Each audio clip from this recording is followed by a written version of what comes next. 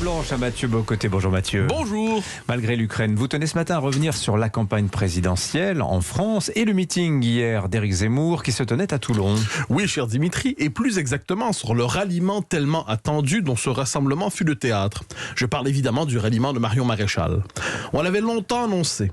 Au RN, on le redoutait et on a tout fait depuis un mois pour le neutraliser ou le relativiser, pour le transformer en non-événement et même en petite trahison. Il n'en demeure pas moins qu'il est accueilli comme la prise de guerre des prises de guerre chez Zemmour et les siens.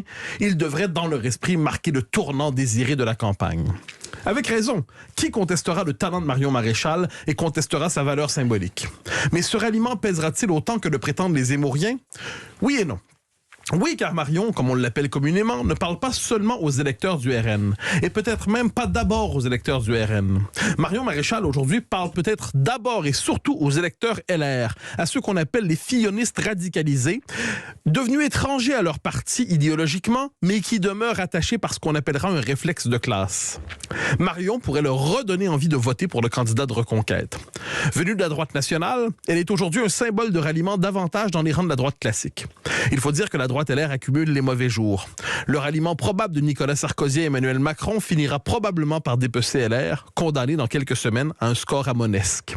On n'en tiendra pas rigueur à Valérie Pécresse, une femme de valeur qui avait pour mission impossible de tenir ensemble une famille politique idéologiquement écartelée. Donc oui, ce ralliement peut peser. Il peut donner à Zemmour l'élan dont il a besoin pour relancer sa campagne et se rendre au deuxième tour. Mais ce n'est pas certain, car on a de bonnes raisons de croire que cette élection consacrera le triomphe d'Emmanuel Macron, d'autant que le président de la République, à la différence de ses ministres les plus belliqueux, est à la hauteur de sa fonction dans cette crise historique. Quel sera le poids du ralliement de Marion Maréchal quand Vladimir Poutine envisage ouvertement de jeter une bombe nucléaire sur l'Ukraine ou ailleurs? Telle est la question. Bon, ce ralliement n'est quand même pas insignifiant non plus, Mathieu. Ah, cela va de soi. Cette élection porte sur l'élection de la présidence de la République, mais pas seulement.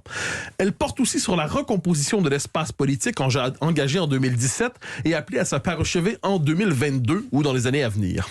Le ralliement de Marion Maréchal est explicite. Pour elle, l'avenir de la droite ne se jouera ni chez les LR, condamnés à l'impuissance idéologique, ni au RN, enfermé dans sa culture tribunicienne. En se ralliant à Reconquête, elle entend faire de la droite nationale conservatrice le point de convergence de la recomposition des droites. Dans son discours de Toulon, elle s'est voulue claire et même très claire. C'est ce qu'elle appelle le combat civilisationnel qui la pousse vers Zemmour. C'est la survie de la France qui la pousse à s'y rallier. Et c'est autour de cette question qu'il sera possible, selon elle, de faire tomber le cordon sanitaire qui divise la droite contre elle-même au service du progressisme. Mais si on élargit la réflexion, Mathieu, dans une France en guerre, ou en tout cas qui se sent comme telle, est-ce qu'il y a encore de l'espace pour la campagne d'Éric Zemmour? C'est une bonne question, d'autant que Zemmour est la principale victime collatérale de l'invasion.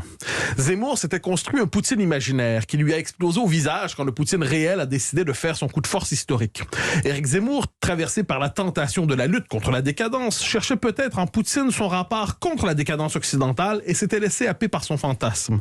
Ses amis le mettaient en garde contre cette lubie, en lui rappelant que la France a davantage en commun existentiellement avec les petites nations d'Europe centrale qu'avec la Russie, qui a toujours renoué avec son fantôme impérial et dominateur. Il lui rappelait que le camp national conservateur doit prendre forme dans les paramètres de la démocratie libérale et non contre elle.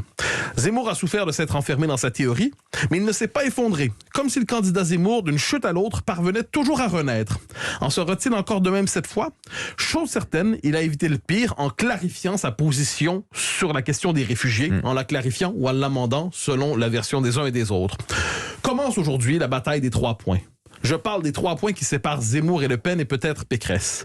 Je parle de ces 3 points qui peuvent conduire au deuxième tour de l'élection présidentielle.